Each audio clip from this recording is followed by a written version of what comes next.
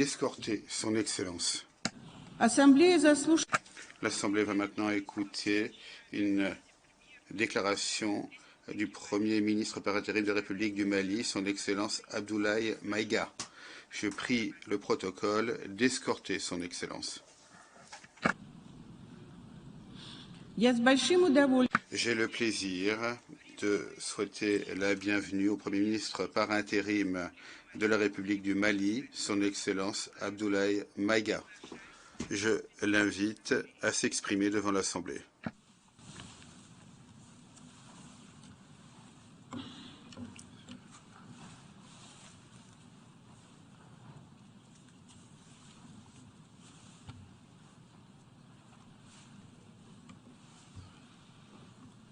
Monsieur le Président de l'Assemblée générale, Mesdames et Messieurs les chefs d'État et de gouvernement, Monsieur le Secrétaire général de l'Organisation des Nations unies, Mesdames et Messieurs, de prime abord, je voudrais m'acquitter de l'agréable devoir de vous adresser les chaleureuses salutations du peuple malien, riche de sa diversité culturelle, religieuse et ethnique, ainsi que celle de son Excellence, le colonel Assimi Goïta, président de la transition, chef de l'État. Monsieur le Président, votre brillante élection à la présidence de cette 77e session de l'Assemblée générale et la fin des travaux de la 76e session de l'Assemblée générale, brillamment conduit par votre prédécesseur, son Excellence M. Abdullah Shahid, de la République des Maldives, m'offre l'heureuse occasion d'adresser à vos Excellences les chaleureuses félicitations de tout le Mali.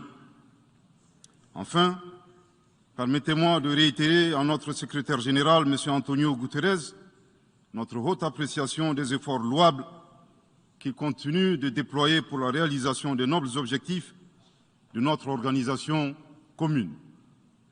Nous sommes convaincus que vous êtes un ami du Mali et du Sahel. L'amitié reposant sur la sincérité, souffrez que je vous exprime mon profond désaccord suite à votre récente sortie médiatique, au cours de laquelle vous prenez position et vous vous exprimez sur l'affaire des 46 mercenaires ivoiriens, qui est une affaire bilatérale et judiciaire entre deux pays frères. C'est évident que la qualification judiciaire des infractions liées à cette affaire ne relève pas des attributions du secrétaire général des Nations unies. Au Mali, notre administration ne travaille pas sur la base de l'oralité ni des déclarations par voie de presse. Par conséquent, nous nous en tenons scrupuleusement à la note verbale de la MINUSMA, la mission des Nations unies pour la stabilisation au Mali, référence MINUSMA PROT/NV 226/2022 du 22 juillet 2022, dans laquelle il ressort clairement qu'il n'existe pas de lien entre les 46 mercenaires et les Nations unies. Les récentes synchronisations des actions et l'harmonisation des éléments de langage consistant à faire passer le Mali, mon pays, de statut de victime à celui de coupable dans cette affaire des mercenaires sont évidemment sans effet. Excellence, Monsieur le Secrétaire général, votre position sur l'affaire des mercenaires a été suivie par certains responsables d'Afrique de l'Ouest. Donc, c'est sous votre couvert que nous leur adresserons des messages. À l'endroit du président en exercice de la CEDEAO, M. Umaro Sissoko Embalo, qui affirme, je cite, « On vient de voir avant-hier la déclaration du secrétaire général des Nations unies qui dit que ce ne sont pas des mercenaires. Moi, à la place des Maliens, j'aurais relâché ces 49 soldats. » Fin de citation. Je voudrais très respectueusement signifier à ce dernier qu'il existe un principe de subsidiarité, d'ailleurs au contour flou entre la CEDEAO et les Nations unies, et non un principe de mimétisme. Également, il est important de lui préciser que le secrétaire général des Nations unies n'est pas un chef d'État et le président en exercice de la CEDEAO n'est pas un fonctionnaire. Par conséquent, il serait indiqué qu'il ne banalise pas la CEDEAO. Enfin, il est utile de rappeler au président en exercice de la CEDEAO qu'au Mali, les autorités n'interfèrent pas dans les dossiers judiciaires et respectent l'indépendance de la justice. Donc nous n'avons pas vocation à interpeller ou relâcher. Ceci relève de la fonction judiciaire. Aussi, M. Oumaro Sissoko Embalo doit être conscient du fait qu'il est le dépositaire d'un lourd héritage et de plusieurs sacrifices qui ont fait la renommée de cette organisation. La dynamique ayant fait la grandeur de la CEDEAO ne doit pas être brisée. Par ailleurs, nous avons pris acte de la menace de sanctions proférées contre le Mali et loin d'être impressionnés par des sanctions, je voudrais signaler au président en exercice de la CEDEAO qu'à la fin de son mandat, les peuples ouest-africains le jugeront sur les efforts qu'il a fournis pour améliorer les conditions de vie des populations et non des shows médiatiques servant des agendas étrangers. À l'endroit de M. Bazoum, il remarquera que le gouvernement de la transition n'a pour le moment jamais réagi à ces propos injurieux pour deux raisons cumulatives. La première raison tient au respect de l'héritage laissé par nos ancêtres, qui consiste à ne pas répondre aux injures par des injures. La seconde relève de l'identité de M. Bazoum, l'étranger qui se réclame du Niger. Nous savons que le peuple nigérien, frère du Mali, se distingue par des valeurs sociétales, culturelles et religieuses très riches. M. Bazoum n'est pas un Nigérien, son comportement nous le reconforte totalement dans notre constat. Excellence, Monsieur le Secrétaire général, le Mali tirera toutes les conséquences de droit de vos agissements. Devant Dieu et en leur âme et conscience, nous demandons à ceux qui refutent notre version d'indiquer s'ils accepteront que les militaires ayant dissimulé leurs identités en mettant sur leur passeport qu'ils sont peintres, maçons, etc., avec des armes débarquent dans leur aéroport sans que le pays de destination n'ait été au préalable informé et dans le dessein funeste de déstabiliser ce pays. S'ils ne l'acceptent pas en tant qu'État, si cela n'est pas possible à Lisbonne ou ailleurs, le Mali non plus ne l'acceptera pas en tant qu'État et ce ne sera pas non plus possible à Bamako ou dans une autre localité malienne. Monsieur le Président, une nouvelle ère des solutions porteuses de changement pour relever des défis interdépendants. Thème de cette 77e session de l'Assemblée générale, suscitera l'espoir de meilleurs jours pour le Mali, à la condition que le bilan sans complaisance de l'ancienne ère soit établi, que les enseignements soient tirés et que les recommandations objectives soient formulées. Une fois cet état franchi, je ne doute pas qu'à travers notre action collective, nous réussirons à pacifier les multiples foyers de tension dans le monde, mais aussi à promouvoir un développement harmonieux et lutter efficacement contre les pandémies, la dégradation de l'environnement et le réchauffement climatique, les inégalités et les politiques de domination et de prédation des ressources. Depuis le mois d'août 2020, le Mali, mon pays, se trouve dans un processus de transition qui prendra fin le 26 mars 2024 par le transfert de pouvoir aux autorités élues. D'ici à cette échéance et conformément aux recommandations des Assises nationales de la refondation, les autorités de la transition se sont engagées dans 2 chronogrammes convenus avec la CEDEAO à faire des réformes politiques et institutionnelles avant d'organiser des élections dont l'objectif ultime est de refonder l'État malien, afin qu'il réponde aux aspirations profondes et légitimes de notre peuple à la paix, à la sécurité, à la bonne gouvernance, au développement et à la stabilité institutionnelle durable au Mali. Dans cette perspective, je suis heureux de souligner que certaines avancées majeures ont déjà été réalisées, notamment la promulgation de la loi électorale, qui comprend entre autres la création de l'autorité indépendante de gestion des élections, dont l'installation est à un stade avancé, ainsi que la mise en place d'une commission composée d'éminentes personnalités de toutes les composantes de la société malienne, chargée de la rédaction de la nouvelle Constitution. Monsieur le Président, sur un autre plan, peu de gens savent que le Mali est le seul pays au monde dans lequel se superposent et se déroulent simultanément 4 types d'insécurité: le terrorisme, les conflits communautaires manipulés par les terroristes et leurs sponsors étatiques étrangers, la criminalité transnationale organisée et les actions violentes d'individus isolés. Parallèlement à ce processus de retour à l'ordre constitutionnel, le Mali continue de mener une lutte sans merci contre les acteurs de l'insécurité, en particulier les groupes extrémistes qui sont responsables de toutes sortes d'abus contre nos paisibles populations. En ce qui concerne le Mali, je suis heureux et fier de vous annoncer que les groupes terroristes ont été sérieusement affaiblis et la peur a même changé de camp. Cependant, ces groupes criminels gardent encore et toujours une certaine capacité de nuisance dans leur tentative désespérée de porter atteinte à notre intégrité territoriale et de terroriser nos populations.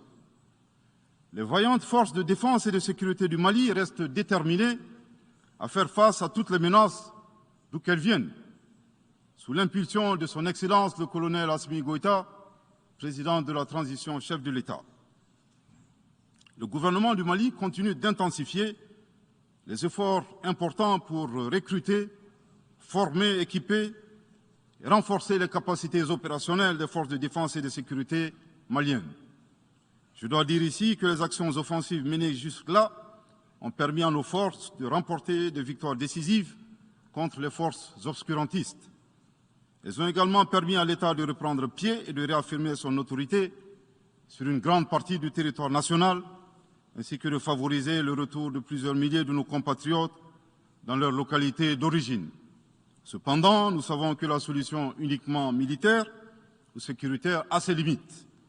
C'est la raison pour laquelle, en appui à l'action militaire, le gouvernement du Mali s'est doté d'une stratégie globale et intégrée, comprenant des mesures politiques, sociales, de développement, y compris la fourniture des services sociaux de base à nos populations, durement affectées par la crise multiforme que nous traversons depuis janvier 2012, avec comme objectif la restauration de l'autorité de l'État sur l'ensemble du territoire national.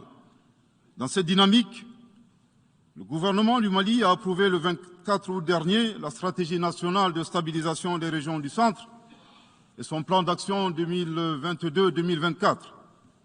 Cette stratégie traduit la volonté des autorités de la transition d'avoir une approche holistique de la stabilisation des régions du centre. Elle vise à faire du centre une zone stable et prospère où les communautés sont réconciliées et vivent en harmonie avec leurs voisins. Parallèlement, la mise en œuvre diligente et intelligente de l'accord pour la paix et la réconciliation au Mali, issu du processus d'Alger, demeure une priorité stratégique des autorités de la transition. En tant qu'instrument pacifique de résolution durable de crise que traverse le Mali dans sa partie nord. Je dois dire que je suis particulièrement heureux des conclusions de la deuxième réunion de niveau décisionnel des parties à l'accord, tenue à Bamako du 1er au 5 août 2022. Cette importante réunion qui a regroupé les parties signataires et la médiation internationale a permis de lever certains obstacles afin de relancer le processus de mise en œuvre de l'accord. Poursuivant cette dynamique positive et progressive du processus de paix, la 6e réunion de haut niveau du comité de suivi de l'accord, CSA, s'est tenue à Bamako il y a à peine quelques semaines, le 2 septembre 2022. Cette session du CSA est un signal fort de la volonté des parties à s'engager dans une nouvelle dynamique en vue de parachever la mise en œuvre de l'accord. Je réaffirme ici notre attachement à ce processus, dont la réussite demeure l'une des conditions sine qua non de la stabilité durable du Mali. C'est le lieu pour moi de saluer une fois de plus le rôle actif de l'Algérie et l'accompagnement de l'équipe de médiation internationale. Je n'oublie pas ici la situation des réfugiés maliens dans les pays voisins, que je salue au passage pour leur hospitalité à l'égard des nôtres. Je n'oublie pas non plus celle de nos compatriotes déplacés internes. Je veux les rassurer que le gouvernement du Mali reste très attentif à leur situation précaire et que tous nos efforts visent à créer les conditions propices à leur retour dans la sécurité et la dignité en vue de leur participation effective à la vie de la nation. Monsieur le Président, dans sa difficile quête pour la paix, la stabilité et le développement durable, le peuple malien reste reconnaissant des efforts et des sacrifices consentis par la MINUSMA, de sa création en juillet 2013 à nos jours, visant à aider le Mali à restaurer son autorité sur l'ensemble de son territoire. C'est pourquoi je tiens à rendre hommage au nom du peuple et du gouvernement malien à la mémoire de toutes les victimes maliennes comme étrangères, civiles comme militaires, tombées sur le champ d'honneur au Mali. Cela dit, il nous faut reconnaître que près de 10 ans après son établissement, les objectifs pour lesquels l'aménagement a été déployé au Mali ne sont pas atteints, et ce, en dépit des nombreuses résolutions du Conseil de sécurité. C'est pourquoi le gouvernement du Mali réitère sa demande, maintes fois exprimée, d'un changement de paradigme, d'une adaptation de l'aménagement à l'environnement dans lequel elle est déployée et d'une meilleure articulation de cette mission avec les autorités maliennes. Dans cette perspective, il est extrêmement important pour l'aménagement de rester une force d'appui au Mali dans sa quête de stabilité. Le gouvernement du Mali dénonce les influences extérieures négatives et les tentatives d'instrumentalisation de certaines entités légalement présentes au Mali pour servir des agendas cachés, y compris à travers l'exploitation de la question des droits de l'homme aux fins de déstabilisation. Monsieur le Président, le monde se souviendra qu'après avoir été abandonné en plein vol le 10 juin 2021 par la France, qui a unilatéralement décidé de retirer la force Barkhane du Mali, mon pays a été ensuite poignardé dans le dos par les autorités françaises. La précision est d'autant plus utile que nous refusons tout amalgame avec le peuple français que nous respectons. Les autorités françaises, profondément anti-françaises, pour avoir régné les valeurs morales universelles et trahi le lourd héritage humaniste des philosophes des Lumières, se sont transformées en une junte au service de l'obscurantisme. Je répète, les autorités françaises, profondément anti-françaises, pour avoir régné les valeurs morales universelles et trahi le lourd héritage humaniste des philosophes des Lumières, se sont transformées en une junte au service de l'obscurantisme. Je répète pour une dernière fois. Les autorités françaises, profondément anti-françaises, pour avoir régné les valeurs morales universelles et trahi le lourd héritage des philosophes des Lumières, se sont transformées en une junte au service de l'obscurantisme. Obscurantisme de la junte française nostalgique, de pratiques néocoloniales, condescendantes, paternalistes et revanchardes, qui a commandité et prémédité des sanctions inédites, illégales, illégitimes et inhumaines de la CEDEAO et de l'UEMOA contre le Mali et mon pays. Après plus de 10 ans d'insécurité et en fait des milliers de morts, autant de réfugiés et de déplacés internes, n'est-ce pas un sacrilège de mettre une population malienne victime de l'insécurité dans un pays enclavé sous embargo pendant 7 mois, en procédant à la fermeture des frontières et la saisie des comptes financiers du Mali. Grâce à sa résilience et à la solidarité de pays amis et des peuples africains, le peuple malien a tenu et a déjoué les pronostics de ses adversaires. Obscurantisme de la junte française qui s'est rendue coupable d'instrumentalisation des différences ethniques, en oubliant si vite sa responsabilité dans le génocide contre les Tutsis au Rwanda, coupable également de tenter désespérément de diviser les Maliens, enfants d'une même famille. Enfin, obscurantisme de la junte française qui a violé l'espace aérien malien en y faisant voler des vecteurs aériens tels que des drones, des hélicoptères militaires et des avions de chasse plus d'une 50aine de fois, en apportant des renseignements, des armes et munitions aux groupes terroristes. Afin de se donner une bonne conscience, la junte française accuse le Mali de n'avoir pas été reconnaissant en se gargarisant de la mort regrettable de 59 soldats français au Mali lors de diverses opérations de lutte contre le terrorisme. À cette triste accusation, nous rappelons que dans la majorité des interventions d'officiels maliens et des cérémonies, nous rendons systématiquement un hommage à l'ensemble des victimes de l'insécurité au Mali, sans distinction de nationalité, donc y compris les 59 Français décédés. Aussi, nous les invitons à ne pas s'arrêter à si bon chemin et de remonter le temps, en passant par leur intervention en Libye, décriée par toute l'Afrique, sans oublier la participation forcée des milliers d'Africains à la Première et la Seconde Guerre mondiale, sans oublier la traite négrière qui explique l'essor économique de beaucoup de pays.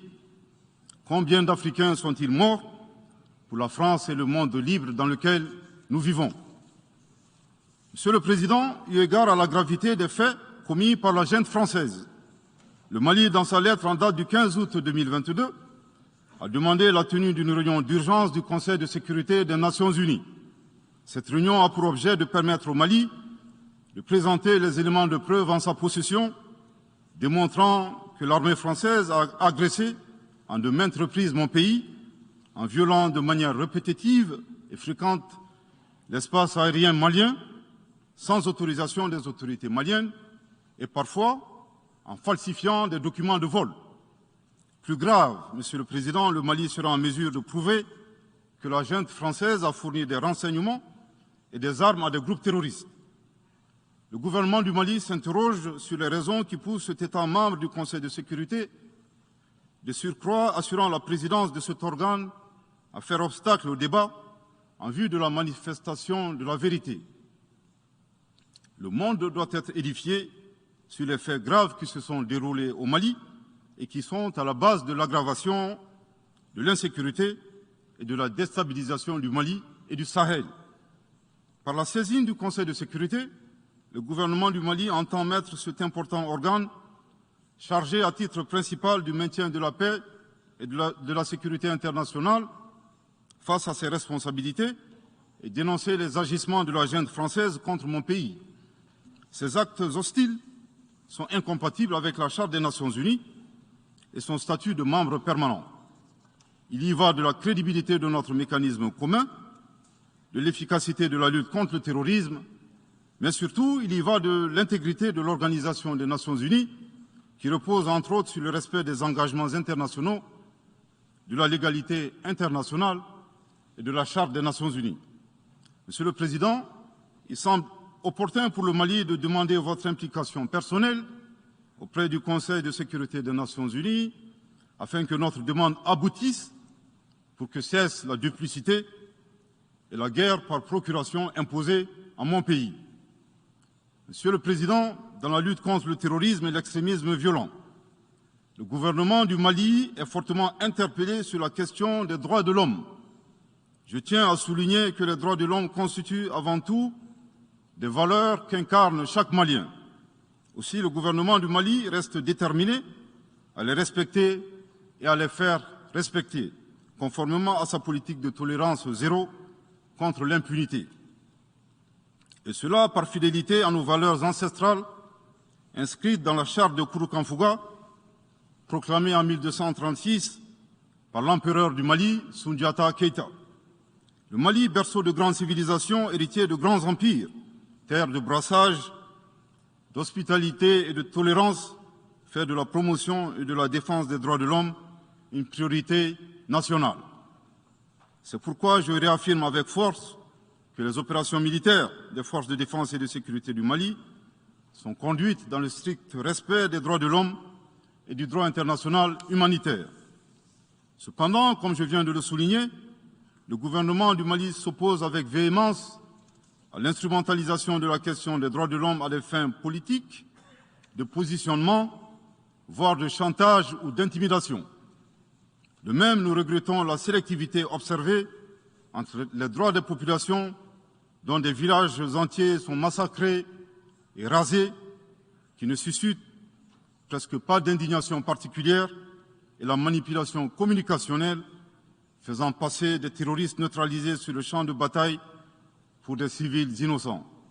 Monsieur le Président, pour terminer, je dirais que le peuple malien a décidé de prendre son destin en main. Il soutient pleinement le gouvernement dans la refondation du Mali, ainsi que le retour à un ordre constitutionnel apaisé et sécurisé en mars 2024, à l'issue d'élections libres, transparentes et crédibles.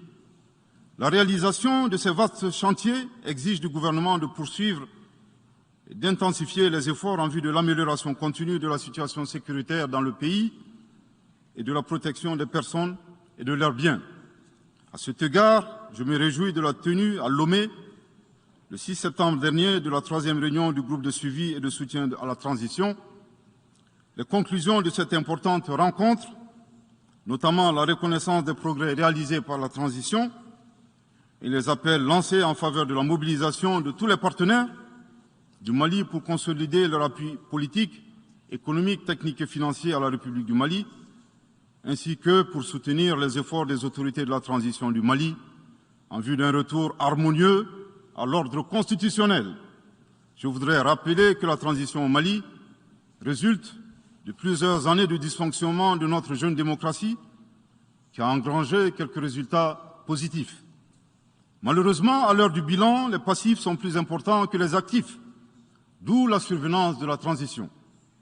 Je saisis cette opportunité qui m'est offerte pour remercier chaleureusement notre respecté aîné, son Excellence le Président Alassane Dramane Ouattara, pour les sages et éclairés conseils qu'il nous a prodigués dans son allocution mémorable à cette 77e session de l'Assemblée générale des Nations unies.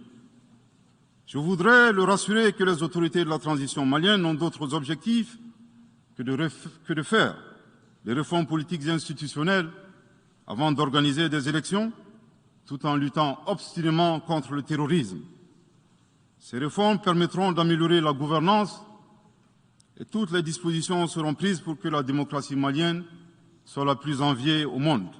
Dans ce chantier, nous prêterons une attention particulière au 3e mandat, qui ne sera pas possible. Le troisième mandat pour un public moins averti consiste pour un président de la République d'effectuer une manœuvre en 4 temps, en vue de conserver le pouvoir pour lui seul et son clan. Premier temps, presque en fin de second mandat, donc en principe non rééligible, il s'agit pour le président de la République sortant de déclencher une révision constitutionnelle de manière non consensuelle. Deuxième temps, au cours de cette révision constitutionnelle, le président de la République sortant modifiera quelques dispositions constitutionnelles. Troisième temps, une fois la nouvelle constitution adoptée, sur fond de crise politique naturellement, le président sortant devient candidat en violation de la limitation du nombre de mandats à 2. Sa candidature est alors justifiée par l'adoption de la nouvelle constitution et le prétexte est tout trouvé. La limitation du nombre de mandats à 2 concernait l'ancienne constitution. Par conséquent, il est candidat au regard de la nouvelle constitution adoptée. Quatrième temps, une farce électorale est organisée. Forcément, il remporte les élections et s'ensuit une chasse impitoyable aux opposants politiques, dont certains sont arrêtés, d'autres s'exilent et d'autres assassinés. Les allégeances sont obtenues grâce au pouvoir de l'argent, le clientélisme et les intimidations. Dans un langage plus simplifié et en référence à une métaphore footballistique, le 3e mandat est une magie. C'est l'art de se dribbler soi-même tout en gardant le ballon.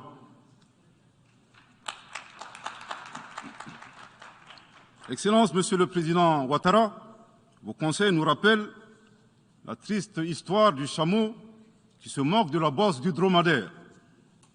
Malgré les efforts tangibles de la transition malienne, dans la mise en œuvre des chronogrammes des réformes politiques et institutionnelles et celui des élections, salués par la communauté internationale, Madame la ministre des Affaires étrangères de la junte française, à qui le Mali n'a pourtant rien demandé, a estimé qu'il n'y avait pas eu de progrès, oubliant que nul ne peut aimer le Mali plus que les Maliens eux-mêmes. Sa position singulière et son adversité ne nous surprennent guère. Victor Hugo, dans Claude Gueux, a classé le genre humain en 2 catégories, en indiquant, je cite, qu'il y a des hommes qui sont fers et des hommes qui sont aimants. Fin de citation. Madame le ministre, dont il s'agit malheureusement, n'est ni fer, ni aimant, elle est hideusement sui generis. Devant l'incertitude et les situations étrangères, le peuple malien adopte une attitude prudente. C'est ce que l'écrivain et le sage Amadou Hampâté-Bâ met en relief en conseillant dans l'étrange destin de Wangrin que, je cite, « Si observer est une qualité, Savoir se taire préserve de la calamité. Fin de citation. Madame le ministre de la Junte française, le Mali vous conseille de vous contenter d'observer sa situation. C'est l'occasion pour moi de saluer les relations de coopération exemplaires et fructueuses entre le Mali et la Russie, tout en réaffirmant que le Mali reste ouvert à tous les partenaires qui souhaitent l'aider à relever les défis multiples qui l'assaillent, dans le respect strict de sa souveraineté, de son unité et de la dignité du peuple malien. Le Mali rappelle que, conformément à la vision du colonel Assimi Goïta, président de la transition chef de l'État, 3 principes guident l'action publique nationale. Premier principe, le respect de la souveraineté du Mali. Deuxième principe, le respect des choix stratégiques et de partenaires opérés par le Mali. Troisième principe, la prise en compte des intérêts vitaux du peuple malien dans les décisions prises. En application de ces principes, le Mali reste disposé à poursuivre et à renforcer ses relations de bon voisinage avec l'ensemble des pays qui l'entourent.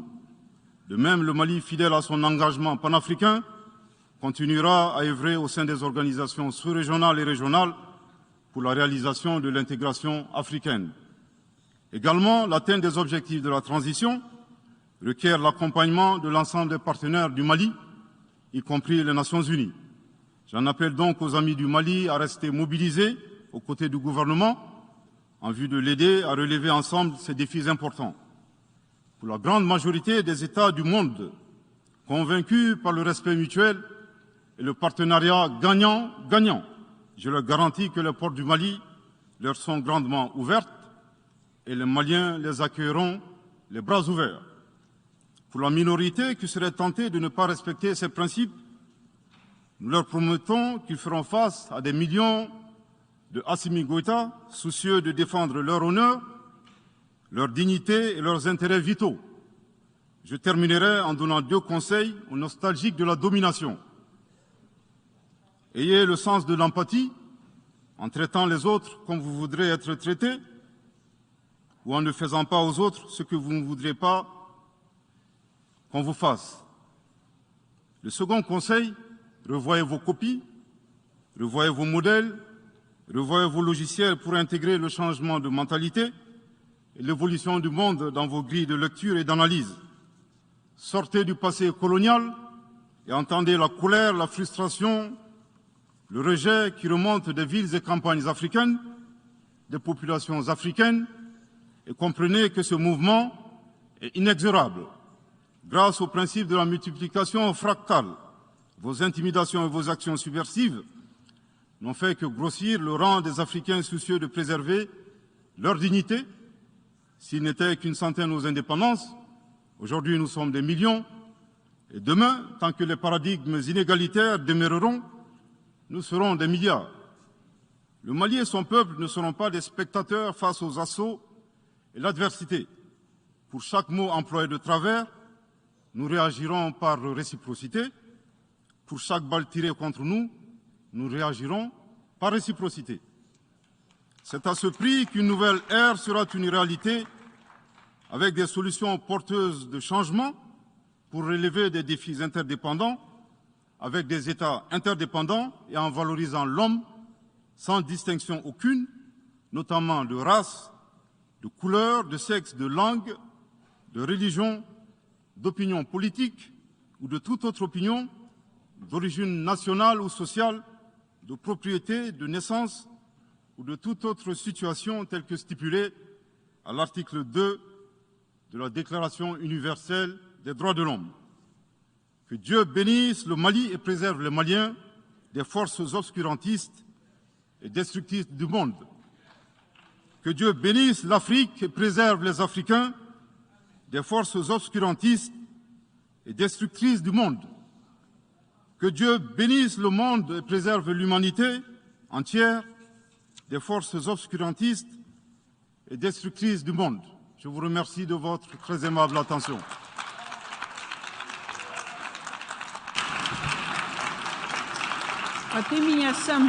Au nom de l'Assemblée générale, permettez-moi de remercier le Premier ministre par intérim de l'Excellence du Mali pour la déclaration qu'il vient de faire. Je prie le protocole d'escorter son Excellence.